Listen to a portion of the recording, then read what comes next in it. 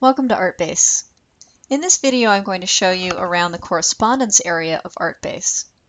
So let's start out in the contacts file, which is where most of our correspondence starts from. In the contacts file you'll see that there's an activity tab. In the activity tab you're going to see every shred of correspondence you've done with this person at your business. So that could be any consignments, emails, letters, faxes, shipping forms, anything you've done to this person is going to be listed in here. You can go back to any of these things by clicking on the blue dot next to it. It will take you right back to that email. So let's come back to the contacts file and create a new email to this person. So for example, I can come in here and I can just click on the email address to email that person. I can also go to the activity tab, and at the bottom you can see I can create a new letter, a new fax, or an email right in there. Or I can go to my contacts menu at the top of the screen and create a new letter, email, or fax from there. So let's go ahead and do that. It always checks to make sure you know what you're doing, and so you can click New to make a new one.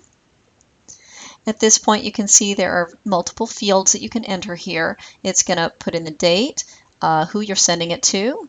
You can CC or BC someone. You can choose who it's coming from, and this is a drop-down menu where you can set up your own email addresses in there. You can set up signatures in this file, so you can choose from those signatures in here. I'll do one of those in a moment. And you can enter a subject line. Okay, so signatures. You can set up signatures or save text in ArtBase. And to save those texts, you just go up to the correspondence menu at the top, and you can choose Edit, Save Text and Signatures. At this point, when you choose that, you can see that there's a list of the different signatures or just standard text that you're always typing that you don't want to have to type or copy and paste all the time. You can set up as many of these as you need to. It's unlimited. So to set up a new one, you just click the New button, and you call it anything you want to. You can choose who set it up. So that was me. And you can set up what type of thing this is. So is it a signature? If I choose signature, then this text will now appear in here. Okay. So once I've saved that, it's now in here, and now it will show up in my list over here. And you can choose at any time just by choosing the signature over here. If you wanted to insert some text, so for example, maybe this is a paragraph that you're constantly typing, you can just place your cursor in the text of your letter, and you can go up to the correspondence menu and choose Insert Save Text. That's going to take me back to this screen here, and then I can just click on the blue dot next to the one that I want, and I'm going to insert it. It's going to paste that text in here, and now it's editable, so I can put anything I want to in there. At this point, if I want to send my email, I hit the Send Email button. This will then open up my email program. It takes a moment for Outlook to open.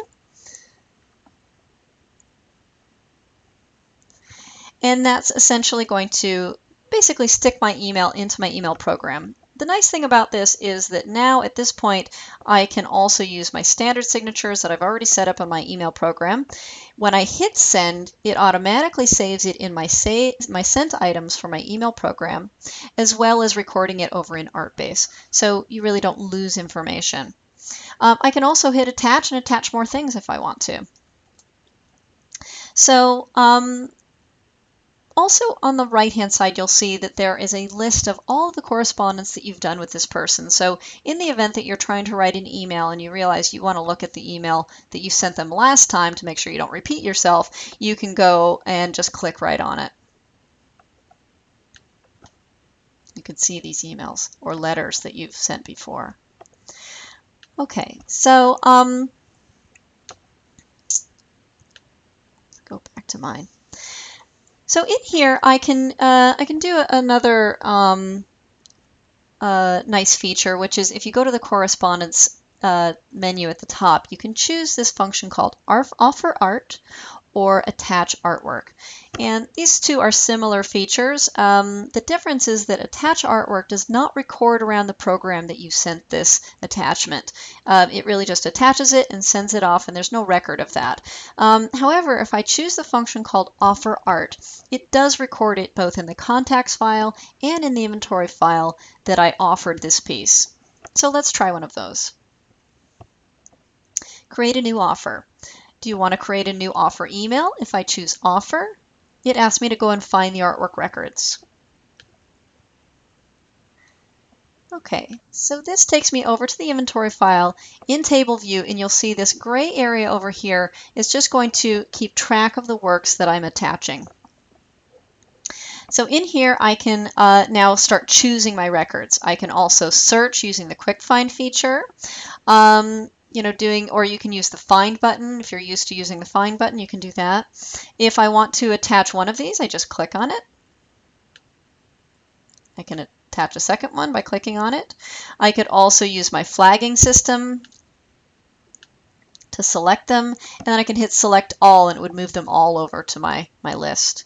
When you're completely done selecting the works you want to attach, you would hit the continue button at the top.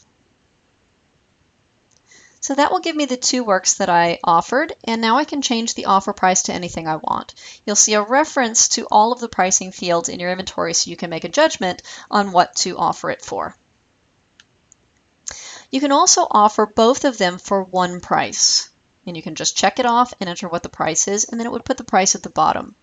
You can also choose whether to include the fact sheet information in the text of your email, so that would be provenance, exhibition history, literature, things like that. Okay, and I'm going to choose Offer Email. It asks me then if I want to attach images to this email. If I choose Attach, it asks me what kind. I can attach JPEGs, an image PDF, or a fact sheet PDF. So it's going to create these two PDFs for you, put your letterhead at the top, format it nicely, and the image is going to be a nice image with artwork details at the bottom. Fact sheet is going to be the same with provenance, exhibition history, and literature included. I'm going to choose JPEG. If I choose JPEG, you'll see that underneath the text of my email, it now just pastes the artwork details. If I wanted to, I can just come back here and edit this information. This is all now text, and I can, enter my signature line, different things like that. I can use my save texts again if I'm always typing the same thing. Thank you for your interest or something like that. I could have saved a text like that. And again, this is text, so you can enter new information in here. You can edit it however you like. Okay, so let's have a look at my attachments. I've attached two JPEGs, and you can see that they're JPEGs in here. You can see the inventory numbers listed here. You can also see the size of the image that's been attached. Now you can set in the settings file whatever your standard attachment size should be. And a medium size is a screen resolution size. It's nice for emailing purposes, but if you know that most of the time you want to just give your clients the biggest possible image you can give them, you might change that in the settings file to original. Now, on a case-by-case basis, you can change the size of this image anytime just by clicking the blue dot next to it, and you can again change it to small, medium, or original as the big one. And you can also switch it to a PDF if you want to, if you changed your mind. Okay, so you can also attach more artwork by hitting the plus here. And let's go ahead and go back to the contacts file and have a look at what happened when I created that offer. So once I've hit my send email button, it records it both in the sent items of my email program, but don't forget it also records it under the activities. There's my email that I sent. I can click on the blue dot next to it to go back to that email. I can also go to the inventory file, and if I go to offers and reserves in there, you can see there's the contact and there's the offer price, and I can go back to it by clicking on the blue dot. It's also saved it in the offers and reserves section of my contacts file. So in the contacts, it's both in offers, there are the specific works that I offered, and the email in the activity area. Okay, making offers not only can happen from the actual email itself, but it can also happen from the inventory file. So in order to do that, you just go to the inventory menu at the top of your screen and you choose Offer Art. And it'll offer whatever's in your found set at that current moment.